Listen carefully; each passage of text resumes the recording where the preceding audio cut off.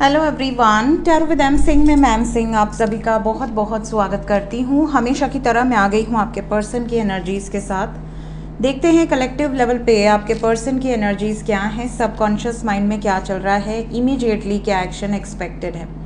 शुरू करते हैं आज की रीडिंग लेके प्रभु का नाम। हर हर महादेव, जय हो शिव शक्ति, जय हो राधे कृष्णा, जय हो मेरे भाई। सबसे पहले मेजर अरकाना से हम देखेंगे आपके पर्सन की करंट एनर्जी, सबकॉन्शियस माइंड में क्या चल रहा है। फिर क्लैरिफाई करेंगे टैरो से आपके पर्सन की करंट फीलिंग्स देखेंगे, नेक्स्ट एक्शन देखेंगे और लास्ट में लेंगे एंजल्स की तरफ से कुछ गाइडेड मैसेजेस। कलेक्टिव रीडिंग है गाइस, जनरल रीडिंग है। जो बातें आपसे रेजोनेट करे उसे रखिएगा, जो बातें जो सिचुएशन रेजोनेट ना करे उसे जाने दीजिएगा। वो एनर्जी किसी और के लिए हो सकती है। अपने बारे में जानना हो तो व्हाट्सएप पे अपॉइंटमेंट बुक होती है। व्हाट्सएप नंबर है 8840987101। इसके अलावा कहीं कोई बुकिंग नहीं होती है। शुरू करते हैं। मेजर अरकाना से हम लेंगे 5 कार्ड। कोई कार्ड आपको गेस करना हो अपनी इंट्यूशन को चेक करने के लिए तो आप बिल्कुल कर सकते हैं। दूसरी, कल मैंने एक चैनलिंग ऑन द स्पॉट की थी कि बच्चों को बचा कर रखिए। आई थिंक कल सुबह की एनर्जी में था या दोपहर की, ये मुझे याद नहीं है।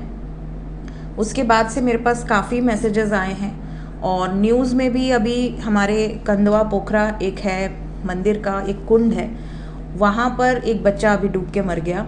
आज ही की खबर है और बहुत भीड़ लगी है।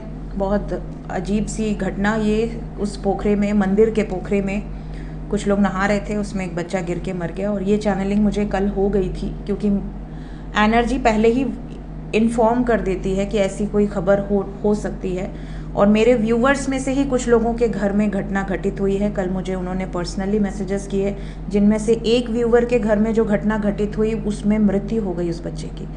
तो I am very sorry to say this कि बताकर भी हम बचा नहीं पाए, कोई मतलब नहीं बना, लेकिन चैनलिंग थी तो बताना ज़रूरी था। बट बताने के बाद भी जो घटना घटित होनी है वो हो ही जाती है। काश कि कुछ लोग बचा पाए हों। जिनकी मृत्यु हुई है उनके लिए Om Shanti.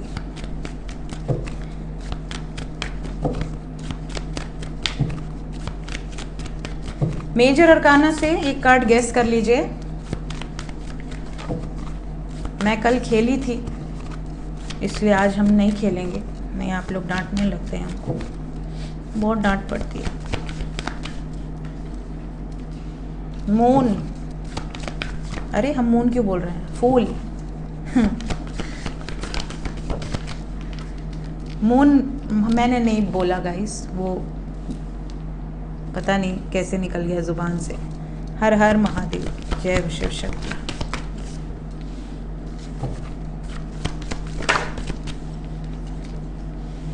Emperor, empress, judgement, strength हो गया ना। बॉटम ऑफ द डेक तो स्ट्रेंथ ही है। 5 कार्ड तो ले लिया हमने। सो मेजर अरकाना से साइन बता देती हूँ। मीन राशि है, तुला राशि है, धनु राशि है, मेष राशि है, सिंह राशि है। आपके पार्टनर का सन साइन, मून साइन या असेंडेंट हो सकता है। इंग्लिश में Pisces, Sagittarius, Aries, Libra and Leo आपके पार्टनर का सन साइन, मून साइन या असेंडेंट। एनर्जी की बात करें तो यहाँ कपल की एनर्जी है, अर्धनारीश्वर की एनर्जी है, फूल की एनर्जी है, जजमेंट विद स्ट्रेंथ। कहीं ना कहीं आपके पार्टनर यूनियन को लेके इतने ज़्यादा डैम श्योर हैं कि ये अगर आप दोनों के बीच में कोई अदर सिचुएशन है तो उसके अगेंस्ट निर्णय ले सकते हैं या ले रहे हैं, क्योंकि ये करंट एनर्जी है। इनका जो जजमेंट है वो करेजियस जजमेंट है। मतलब अगर इनको आपसे पीछे हटना है तो उसमें करेज की कोई ज़रूरत नहीं, उसमें बस आपको एक्सक्यूजेस देने हैं। करेज तब है जब आप लोगों के अगेंस्ट जाकर कुछ निर्णय लेते हैं। तो यहाँ करेजियस डिसीजंस दिख रहे हैं, मतलब कि आपके पार्टनर जो भी निर्णय लेंगे वो करेजियस होगा, हिम्मती वाला निर्णय होगा कि 4 लोग सुने और कहें बड़ा हिम्मती आदमी है भाई या बड़ी हिम्मती लड़की है। ये वाली एनर्जी है। और रीडिंग की शुरुआत भी फूल से हुई है। कहीं ना कहीं आपके पार्टनर बिंदास है, बिल्कुल बिंदास। इनको कोई टेंशन नहीं है कौन क्या सोचता है। ऐसा ही एनर्जी यहाँ पर दिख रही है। Let's clarify each and every card.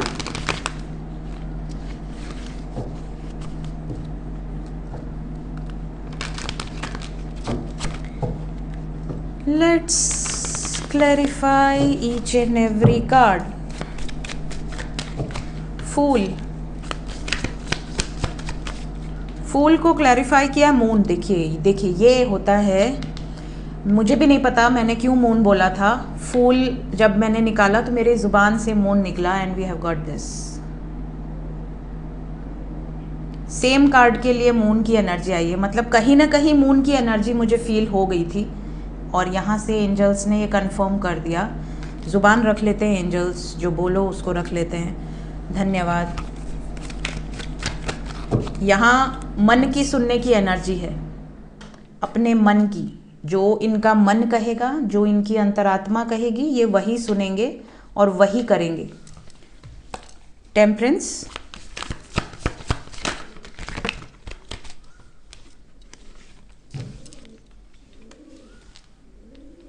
ये पता नहीं फ़ोन में क्या अपडेट हुआ है, बार बार स्क्रीन बंद हो जा रही है। कोई नया अपडेट आया है, समझ में नहीं रहा है। ऐसे अपडेट्स मुझे समझ में नहीं आते। ये आजकल टेक्नोलॉजी अजीब ही होती जा रही है, डिस्टर्ब हो रहा है बहुत। वीडियो बनाओ, अचानक से वीडियो बंद हो जाता है, फिर उसको वापस स्टार्ट करना पड़ता है। ओके, टेम्परेंस को क्लैरिफाई किया है 7 of pentacles, the star, 4 of swords, 2 of wands and 2 of pentacles. आपके पार्टनर अगर दो सिचुएशन में कंफ्यूज थे या दो सिचुएशन में बैलेंस बनाकर चलने की कोशिश कर रहे थे या प्लान कर रहे थे दो में से किसी एक सिचुएशन के साथ ख़त्म करना और एक सिचुएशन के साथ आगे बढ़ना, तो इस टाइम पीरियड में ये होपफुल है कि ये जो भी प्लान कर रहे हैं वो सक्सेसफुल होगा। इन्हें अंदर से ऐसी उम्मीद लग रही है कि मैंने जो भी प्लान किया है वो सक्सेसफुल होकर रहेगा और किसी को कष्ट दिए बिना होकर रहेगा, ऐसी इनकी एनर्जी है। मतलब कहीं ना कहीं इनको उम्मीद है कि पीसफुल रिजोल्यूशन निकल सकता है, बीच का रास्ता निकल सकता है। एम्प्रेस एंड एम्परर, यहाँ कार्मिक साइकिल्स जो भी हैं या जिनके साथ भी इनका पेंडिंग कर्मा एसोसिएटेड है, वहाँ पर चीज़ें बैलेंस आउट होंगी। 6 ऑफ पेंटिकल्स की एनर्जी है, चीज़ें बैलेंस आउट होंगी। इनकी उम्मीद ऐसी नहीं थी, इनको ऐसा लग रहा था कि अगर प्यार में सक्सेस चाहिए तो कहीं ना कहीं रिलेशन ख़त्म होंगे दूसरे सिचुएशंस में, बट ऐसी नौबत नहीं आएगी। काफ़ी लोगों की लाइफ में सिचुएशन धीरे धीरे कंट्रोल में आ जाएगी। जजमेंट,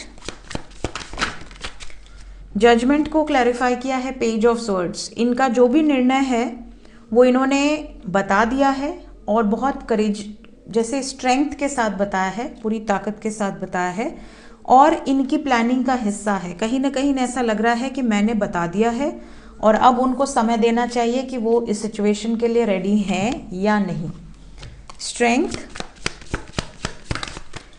इनको पता है कि जो भी इनका निर्णय रहा है, अगर ये उसे बोलते नहीं या बताते नहीं या एक्सप्रेस नहीं करते और चुपचाप निकल जाते सिचुएशन से, भाग जाते एक तरीके से, तो कहीं ना कहीं जो भी अदर सिचुएशन है उसका हार्ट ब्रेक होता। कि मुझे बताते तो सही, बाद में उनको ये मौका न मिले कि बताया क्यों नहीं। ठीक है, कम से कम बताना तो चाहिए था। हम सपोर्ट करते या नहीं करते वो अलग बात है, बट बताना तो चाहिए था। तो इस टाइम इनके अंदर ये करेज है कि ये बताएंगे। अगर वो मान गए वेल एंड गुड, नहीं माने तो ये अपनी लाइफ में नई शुरुआत कर सकते हैं। ये डिसीजन इनका फुल एंड फाइनल है। ठीक है, ये एनर्जी है आपके पर्सन की इस टाइम पीरियड में।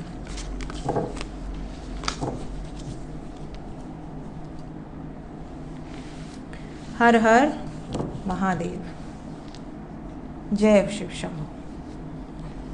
करंट फीलिंग्स, आपके पर्सन की वर्तमान भावनाएं इस वक्त आपको लेकर।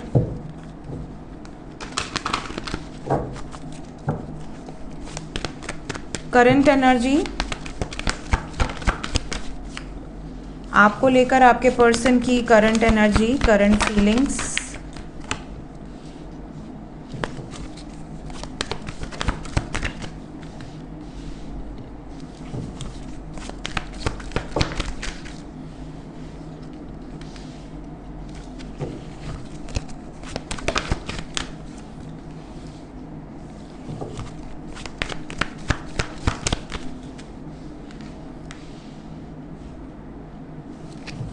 बॉटम ऑफ द डेक से है स्ट्रेंथ।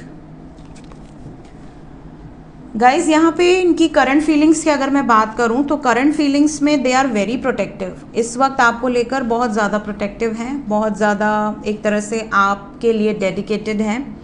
करियर वाइज भी इनका अच्छा चल रहा है, सब कुछ विक्टोरियस एनर्जी है। ये इस रिलेशनशिप को हर हाल में जीतना चाहते हैं, इनकी फीलिंग्स में है। इनको ऐसा लगता है यू आर एन एंजल। आप इनके ज़िंदगी में जब से आए हो, इनके ज़िंदगी में बहुत पॉजिटिव बदलाव आए हैं। आपने इनको अंदर से हील किया है, इनकी जो भी तकलीफ़ें हैं वो दूर हुई हैं। कहीं ना कहीं ये बहुत इनसिक्योर थे पहले, आपके इनकी ज़िंदगी में आने के बाद they are feeling very secure. साथ ही साथ आप इनकी शक्ति हैं, आप इनकी ताकत हैं और आपके लिए किसी भी हद तक जा सकती हैं या जा सकते हैं आपके पार्टनर। इस टाइम पीरियड में अगर आप नो कॉन्टैक्ट जोन में हैं तो they are waiting for your message.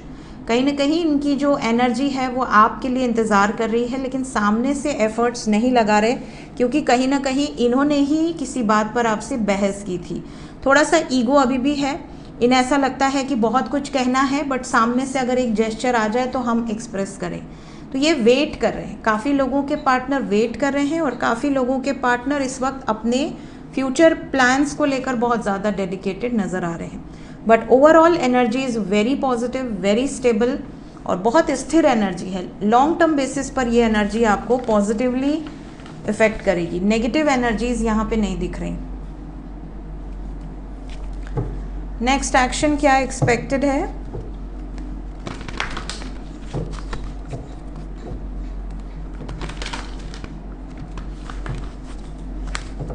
सबसे पहले जो लोग नो कॉन्टैक्ट जोन में हैं, बिल्कुल बात नहीं हो रही है, उनके लिए क्या एनर्जी है? 5 of cups with solar plexus chakra. ओए, हर्मिट का कार्ड नीचे गया है। हार्मोनी, हर्मिट का कार्ड नीचे गिरा, भी उठाती हूँ। Firm foundation, deception. Just a second में कार्ड उठा लूँ। सॉलिट्यूड। सो गाइज, आने वाले 5 घंटे से लेके 23 घंटे के अंदर आपके पर्सन के हालचाल अच्छे नहीं दिख रहे। यहाँ पर ये दिख रहा है कि ये इमोशनली, क्योंकि आपसे दूर हैं, ये बहुत ज़्यादा आपको मिस करेंगे, बहुत ज़्यादा अटैचमेंट आपकी तरफ फील होगा, आपके बिना अकेलापन फील होगा। आपको स्पाई भी बहुत ज़्यादा करेंगे, नज़र बहुत ज़्यादा रखेंगे, आपके बारे में कोई जानकारी निकालने का प्रयास करेंगे। आप इनके लिए कितने इम्पॉर्टेंट हो ये इनको रियलाइज़ होगा। और कुछ लोगों के पार्टनर इस दूरी को बर्दाश्त नहीं कर पाएंगे और यूनियन में आएंगे। तो 5 घंटे से 23 घंटे के अंदर काफ़ी लोगों के पार्टनर यूनियन में आ सकते हैं। कुछ लकी वंस के 5 घंटे के अंदर ही आएंगे और मैक्सिमम आप कह सकते हो 5 दिन। 5 दिन के अंदर काफ़ी यूनियंस एक्सपेक्टेड हैं। हार्मोनी को क्लैरिफाई कर दें। पॉजिटिव मूवमेंट फॉरवर्ड, आपके विजन्स भी इनको बहुत ज़्यादा आ रहे हैं इस टाइम पीरियड में। अगर आप नो कॉन्टैक्ट जोन में हैं तो उनको आपके ड्रीम्स बहुत ज़्यादा आ रहे हैं। इन्हें अंदर से ऐसी फीलिंग आ रही है कि शायद आप इन्हें याद कर रहे हो या इनको भी बहुत ज़्यादा याद आपकी आते नज़र आ रही है। उसके बाद पॉजिटिव मूवमेंट यहाँ दिख रहा है, मतलब मोस्ट प्रॉब्ली 23 घंटे के अंदर और मैक्सिमम 5 दिन के अंदर काफ़ी लोगों का यूनियन एक्सपेक्टेड है जो नो कॉन्टैक्ट सिचुएशन में है। और इस वक्त बहुत इमोशनल एनर्जी है आपको लेकर। जो लोग कांटेक्ट में हैं उनके लिए positive movement forward, wheel of fortune, that is the card of destiny. Then we have 4 of swords, 7 of swords, 3 of pentacles, 4 of cups. जो लोग कांटेक्ट में हैं उनके लिए एक ऐसी खबर है जैसे कि आपके पार्टनर अपने फैमिली में डिस्कस करें आपको लेकर, और फैमिली में कोई ऐसा व्यक्ति हो जो रेडी ना हो, फैमिली में रेडी ना हो और वो आपसे ये कहे कि यार भूल जाओ या मूव ऑन करो या मत, इस रिलेशनशिप में उम्मीद मत रखो। कहीं ना कहीं रिजेक्शन की एनर्जी है। तो आपके पर्सन आपको मैसेज करके, कॉल करके ये भी कह सकते हैं कि देखो फैमिली नहीं मान रही है। आपको ऐसा भी रियलाइज़ करवा सकते हैं कि ये पीछे हट जाएंगे, धोखा दे देंगे, या फिर ये आपको सामने से कह दे कि आई एम सॉरी, शायद हम दोनों की शादी नहीं हो पाएगी। इस तरह की सिचुएशन यहाँ पर दिख रही है कुछ लोगों के लिए। और कुछ लोगों के लिए फैमिली के अगेंस्ट, अगर आपकी डेस्टिनी उनके साथ है तो यहाँ पॉजिटिव मूवमेंट है, मतलब फैमिली के अगेंस्ट जाकर फैमिली से एक तरह से ब्रेकअप करके ये आपके लिए स्टैंड लें, ऐसी एनर्जी है। किनको धोखा मिलने के ज़्यादा चांसेस हैं उनके बारे में कोई और डिटेल्स दीजिए। उनको ज़्यादा धोखा मिलने का चांस है जिनके पार्टनर लोग, समाज, सोसाइटी के पीछे ज़्यादा रहते हैं, प्लस जिनके पार्टनर की लाइफ में आप अकेले नहीं हो, ये आपको प्रायोरिटाइज नहीं कर रहे हैं, इनकी लाइफ में मल्टीपल चॉइसेस हैं, वो आपको एक्सक्यूज़ दे सकते हैं। या फिर उन पार्टनर जिनके करेज नहीं है, जिनके अंदर इतनी हिम्मत ही नहीं है, उन्होंने प्यार तो कर लिया या बोल दिया कि हाँ मैं बहुत प्यार करता हूँ या करती हूँ, बट हिम्मत नहीं है स्टैंड लेने की, उनके लिए ये एनर्जी बहुत ज़्यादा हो सकती है। फ़िलहाल 8 घंटे से 26 घंटे ये प्रॉब्लम्स कुछ ऐसे कपल्स जो कांटेक्ट में हैं उनके सामने आ सकती है। बाकी एनर्जी इज़ नॉर्मल। अगर इस सिचुएशन को आप पॉजिटिवली हैंडल कर लें तो बाकी और कोई वार्निंग यहाँ पर नहीं है, बट ये सबसे बड़ी सिचुएशन है, इसको बहुत पॉजिटिवली हैंडल करने की ज़रूरत है। लेट्स चेक एंजल्स इस वक्त आपसे क्या कहना चाहते हैं। एंजल्स की तरफ से गाइडेड मैसेज क्या है मेरे व्यूवर्स के लिए। सबसे पहला मैसेज है, आप में से बहुत सारे लोग ऐसे हैं जो पास्ट में स्टक हैं। आपका जो भी पास्ट था उससे बाहर नहीं निकल पाए थे आप, बहुत लंबा समय आपने दिया है अपने पास्ट को, और उस पास्ट से आप निकल ही नहीं पा रहे थे। चाहे लाइफ में आपको बहुत सारी अपॉर्चुनिटीज़ मिली हो, बट आपने किसी भी अपॉर्चुनिटी को सीरियसली नहीं लिया, आपने हर अपॉर्चुनिटी को लेट गो कर दिया, सिर्फ इसलिए क्योंकि आप पास्ट में स्टक थे। एंजल्स कह रहे हैं कि पास्ट से बाहर निकलिए और अपने एक कंफर्ट जोन बना लिया है कि नहीं हम तो इसी ढर्रे पर जिएंगे, नहीं, उस कंफर्ट जोन से भी बाहर निकलिए। एंजल्स आपको ये भी कह रहे हैं कि अगर आप हाईली सेंसिटिव नेचर के हैं तो अपने इस हाईली सेंसिटिव नेचर को थोड़ा सा प्रोटेक्ट करिए, मतलब इसमें थोड़ा सा आपको हेल्दी चेंजेस करने की ज़रूरत है। कई बार ओवर सेंसिटिव हो जाते हैं आप, कई बार आप बहुत ज़्यादा गिविंग हो जाते हैं, बहुत ज़्यादा नर्चरिंग हो जाते हैं। तो अगर आप एम्पैथ हैं तो आपका काम है लोगों को प्रेम देना, लोगों की प्रॉब्लम्स को सुनना, लोगों की प्रॉब्लम्स को आप सॉल्व कर पाएँ या ना कर पाएँ, बट आप हील कर देते हैं। लेकिन आपके साथ क्या होता है कि आप उनकी एनर्जीज़ को एब्जॉर्ब कर लेते हो एंड देन आप अपनी लाइफ को ड्रेन करने लगते हो।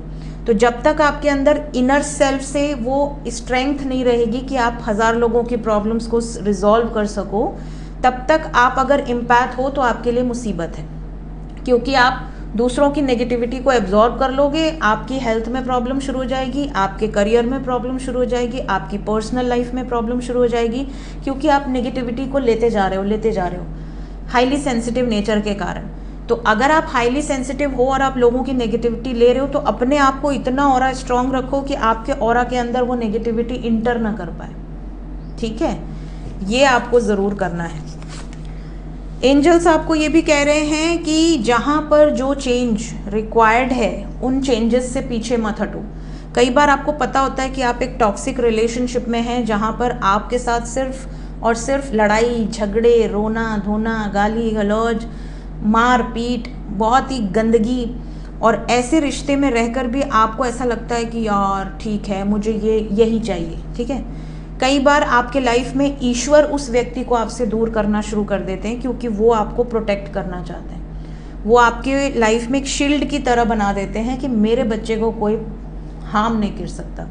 फिर उस व्यक्ति से दूर जाने के बाद आपको ऐसा लगता है कि यार ये व्यक्ति मुझसे दूर जा रहा है, मैंने इसके लिए क्या नहीं किया, मैंने इसकी गाली भी सुनी, मैंने इसका थप्पड़ भी खाए, मैंने ये भी कर दिया वो भी कर दिया, अपने आप को इतना नीचे गिरा दिया, बट फिर भी ये व्यक्ति मुझसे दूर जा रहा है, मैं तो इससे सच्चा प्यार करता हूँ या करती हूँ। नहीं, आपके लिए वो चीज़ अगर सही नहीं है तो इतनी कॉन्शियसनेस आपकी एक्टिव होनी चाहिए कि आप डिसाइड कर सकें कि वो चीज़ आपको ड्रेन कर रही है या आपको असेंड कर रही है। क्योंकि कई बार हमारे लाइफ में ऐसे रिश्ते आते हैं जो हमें नीचे ढकेलते हैं, ऊंचा जाने के बजाय हम नीचे गिरना शुरू करते हैं। कई बार हमारे लाइफ में ऐसे रिलेशन आते हैं जो हमें असेंड करने आते हैं, जिनके साथ हम और ग्रो करते हैं, जिनके साथ हम और खुश होते हैं, हमारी वाइब्रेशन रेज होती है। तो जो रिश्ते आपकी वाइब्रेशन रेज करें ऐसे रिश्ते में एंटर कीजिए। जो रिश्ते आपकी वाइब्रेशन कम करें, ऐसे रिश्ते से निकल जाना ही भलाई है। ये कॉन्शियसनेस है। आपकी कॉन्शियसनेस इतनी एक्टिव होनी चाहिए कि आप डिसाइड कर सके what is right and what is wrong for me. ठीक है, एक कार्ड और ले लेते हैं और ये है इनर गाइडेंस। आपको अंदर से, आपकी सोल से कुछ गाइडेंस मिलती है। जैसे मुझे जो भी चैनलिंग होती है, कई बार लाइव होती है, मैं आपके साथ वीडियो बना रही होती हूँ, ऑन द स्पॉट एक चैनलिंग होती है, मैं वीडियो में बोल देती हूँ, 1-2 दिन के अंदर वही चीज़ें आपके सामने आ जाती हैं। तो ये क्या है?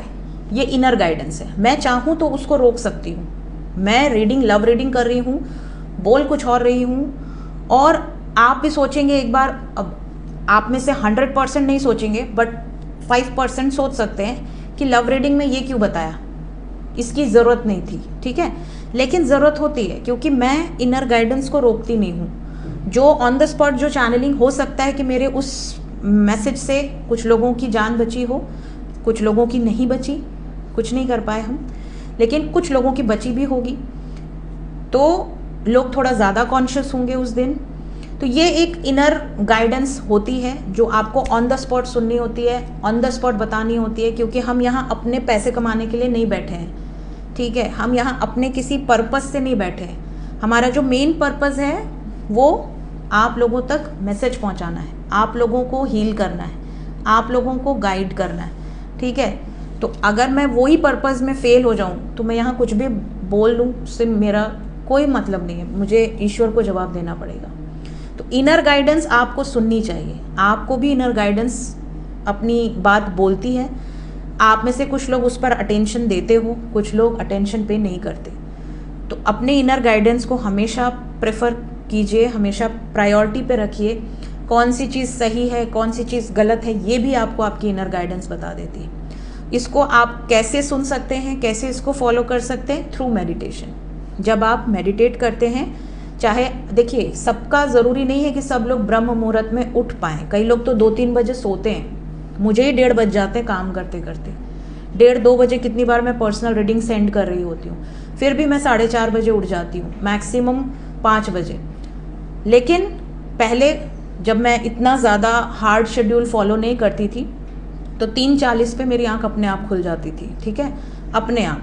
तो जो लोग नहीं 3:40 पे उठ पा रहे हैं, नहीं 4 बजे उठ पा रहे हैं, 8 बजे उठ रहे हैं, 7 बजे उठ रहे हैं, ड्यूटी जा रहे हैं, जब आपको टाइम मिले, इवनिंग में टाइम मिले, नाइट में टाइम मिले, जब आपको टाइम मिले, हो सके तो स्पेस के नीचे, मतलब छत पे, अगर आप बिल्डिंग में रहते हैं, बालकनी में, जहाँ से आपको आसमान दिख रहा है, चंद्रमा तारे दिख रहे हैं, ऐसे किसी प्लेस पर एक आसन बिछा लीजिए और कुछ मत करिए, बस 15-20 मिनट ब्रीदिंग एक्सरसाइज कीजिए और थर्ड आई पे कंसंट्रेट कीजिए, ओम का जाप कीजिए। और कोई मंत्र नहीं आ रहा है, कोई बात नहीं, ओम का जाप कीजिए। सिर्फ इतना ही अगर आप करते हैं डेली रूटीन से, तो आप अपने इनर गाइडेंस से अलाइन होने लगेंगे, 100% अलाइन होने लगेंगे। आपका ऑरा अपने आप स्ट्रांग होने लगेगा। आप लोगों की सच्चाई जान पाएंगे, लोगों को स्कैन कर पाएंगे, कौन सही है, कौन गलत है, कौन अच्छा है, कौन बुरा है। आप 10 जगह बिजनेस करते हैं, 10 जगह आप डील करते हैं, 10 जगह आप कॉन्ट्रैक्ट साइन करते हैं, आपको पता रहेगा कि किसके साथ धोखा नहीं होना है, किसके साथ चीज़ें अच्छी रहनी है। पार्टनर, लव पार्टनर तो बहुत जल्दी आप गेस कर लोगे कि ये सही है कि गलत है ना? तो ये चीज़ आपके लिए, सबके लिए होनी चाहिए। सो ये थी गाइस इस वक्त की एनर्जी रीडिंग। मिलते हैं नेक्स्ट रीडिंग में। Till then take care, bye bye.